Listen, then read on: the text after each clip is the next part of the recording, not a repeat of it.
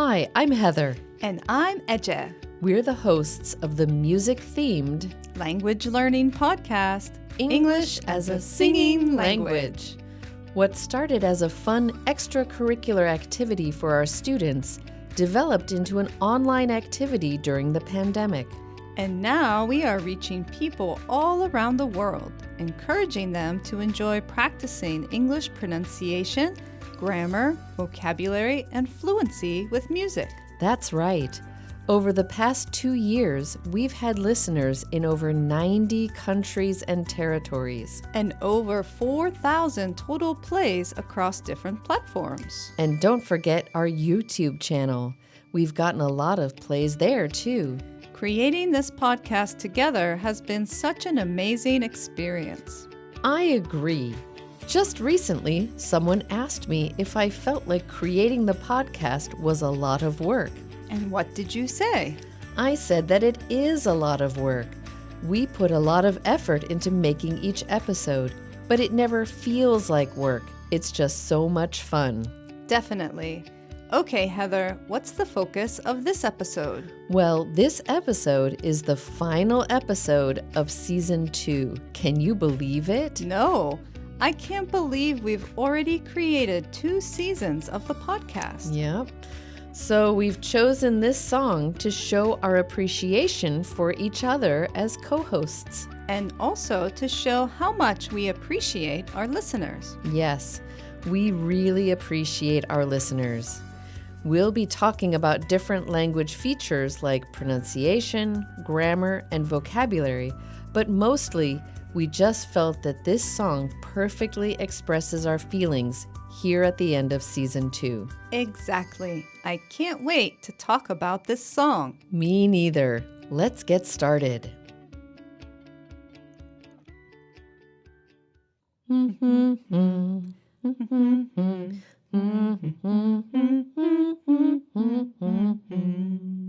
You know, Heather, I've been thinking back on the past 2 seasons of the podcast, and I just want to tell you how much I enjoy working with you. Oh my gosh, Eje, me too. I'm always so impressed by the work you do. You do such a fantastic job recording and editing the episodes. I really enjoy that part. I actually find it very relaxing. And you created and maintain our website and our YouTube channel. It's so incredible to me. What about you, Heather? You wrote all these words we're saying right now. You write useful and engaging content. Without you, I'd have nothing to record and edit. And we both work together on our Instagram account. I love creating images and text for each post. Me too. Listeners, if you don't follow us on Instagram, you definitely should. You can find us at Singing Languages. Okay, so it sounds like we're a pretty good team. We work well together. We support each other. Encourage each other when we're feeling down. And that's what friends are for. And that's the name of the song for this final episode of Season 2. The 1982 song, first recorded by Rod Stewart. That's the one. Rod Stewart recorded the song in 1982, and it became popular in 1985 when it was recorded by Dionne Warwick, Elton John, Gladys Knight, and Stevie Wonder. Wow, that's quite a group of singers. What made them get together to record That's What Friends Are For? Dionne Warwick recorded this song as a charity single to raise money for AIDS research and prevention. How much money did they raise for the cause? The song raised over $3 million for AIDS research and prevention. It was the #1 single in the U.S. in 1986. It won several awards too, right? It did. It won a Grammy Award for Best Pop Performance by a Duo or Group with Vocals and Song of the Year. And in 2021, at the Toronto International Film Festival, Dionne Warwick said, quote, "Being the nosy person that I am, I wanted to know what was going on and took the time to find out. That's the humanity side of being a human being and caring about other people." That was at the showing of the documentary about her life, Dionne Warwick, Don't Make Me Over. The film had its world premiere at the Toronto International Film Festival. Right. But what does it mean when she says she is a nosy person? If you're nosy, it means you are curious and you always want to know what's going on. Sometimes you want to know about things that are not really your business, but Dionne Warwick is using it in a positive way. The HIV/AIDS crisis was happening in the US, and she wanted to know about the problem and see how she could help. What an inspiring story. It's easy to forget that HIV/AIDS was often overlooked in the 1980s. And people like Dionne Warwick played an important role in raising awareness and generating money to help find a cure. Okay, so the lyrics start, "And I never thought I'd feel this way. And as far as I'm concerned, I'm glad I got the chance to say that I do believe I love you." What a great way to start a song. I agree. And there's a very useful phrase in these lines, "as far as I'm concerned."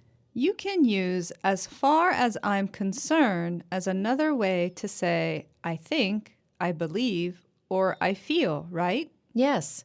For example, I could say, "As far as I'm concerned, English as a singing language is one of the best language learning podcasts."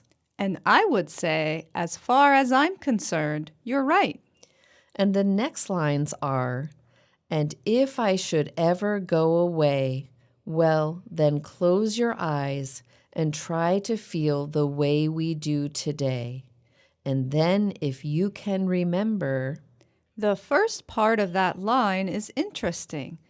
If I should ever go away, I don't think that we use should and ever together very often. Right. Should and ever can be used in the same way for a conditional sentence. For example, I can say, "If anyone wants to find me, I'll be in my office." And that means the same thing as, should anyone want to find me, I'll be in my office. Exactly. Although I think using if in conversational English is more common. So in these lyrics, we could have, if I ever go away, or should I ever go away. But combining them, if I should ever go away, is a little unusual. I think so. And sometimes songwriters or poets use language in a way that fits a particular rhythm or creates a special feeling. Nice.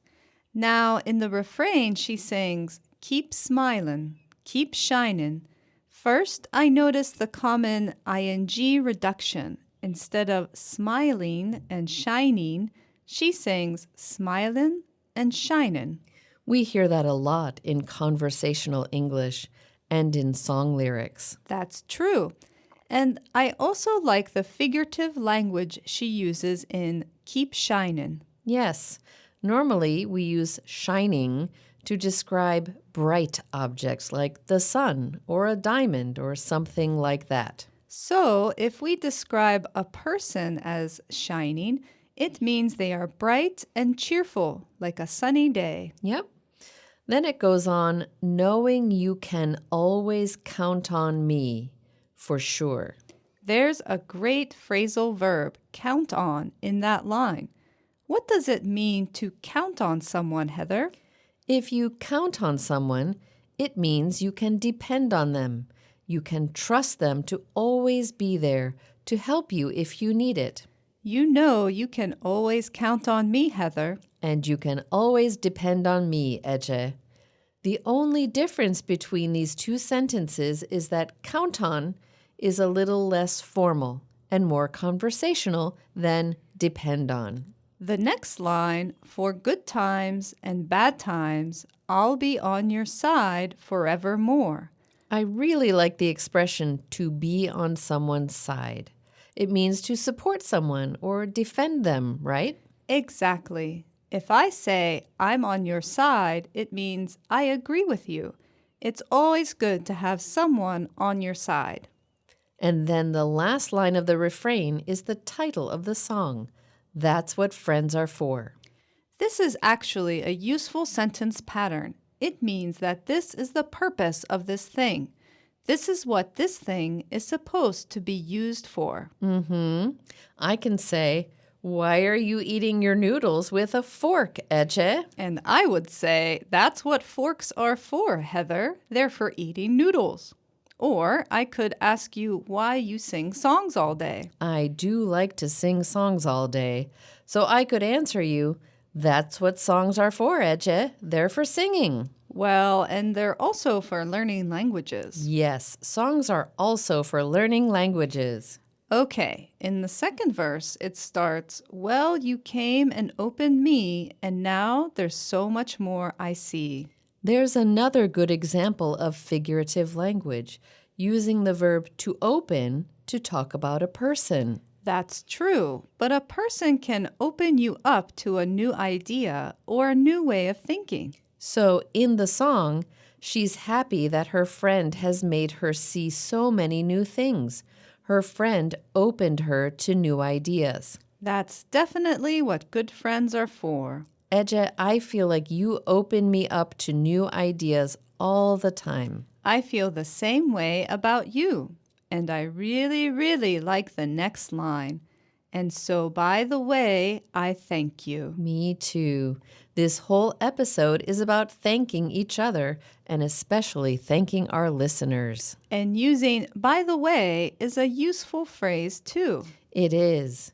We usually use by the way when we're adding some extra information or maybe changing the topic a little bit. Like maybe we're talking about recording a new episode and I think to tell you, by the way, Heather, I really like your shirt. Or we could be talking about our next Instagram post and I could say, by the way, Eche, don't forget that we have that meeting next week. Exactly. And the last lines of the second verse are, oh, and then for the times when we're apart. Well, then close your eyes and know these words are coming from my heart. And then if you can remember. Oh, this line really makes me think about our listeners. Me too. Sometimes we do get to hold in-person events where we can practice English and sing songs together in the same space. But most of our listeners are far, far away from us. That's true. But if we close our eyes, we can imagine all of us listening to music, practicing English, and you're going to say singing together, right? I think it's time to sing together. It's definitely time to sing together. There's a link to the Rod Stewart 1982 version and the Dionne Warwick and Friends 1985 version of the song in the episode notes. Don't forget to sing out loud and think about the pronunciation, grammar, and vocabulary we've talked about in this song. But most of all, think about all of those special people in your life that you can count on. Close your eyes and think about them as you sing. That's what friends are for. You know, Eche, back in 2022, when you said we should create a podcast, I thought it was a great idea, but honestly, I thought it would be impossible. It did seem like it was going to be extremely difficult. But then we met our friends Anna and Shay, and they told us about their experience creating the Teacher Think Aloud podcast, and suddenly it seemed doable.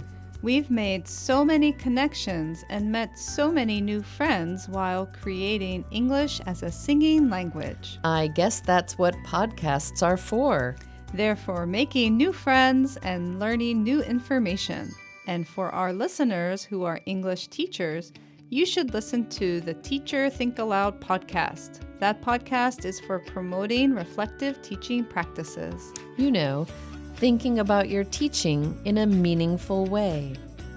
Well, Eje, I've had an amazing experience so far creating the first 2 seasons of the podcast. Me too. And don't worry, listeners, we are already hard at work on new episodes for season 3 of the podcast. And you can always go back and listen to episodes from seasons 1 and 2 while you wait for new content. Don't worry, you won't have to wait long. And if you have an idea for a song for an episode, you can email us at singinglanguages@gmail.com. And if you follow us on Instagram at Singing Languages, you'll be the first to know when the first episode of season 3 is released. You should also subscribe to the podcast wherever you listen to us. And that includes our YouTube channel. Thank you, Heather. Thank you, Eje. Thank you, listeners. Until season 3, have fun and just keep singing.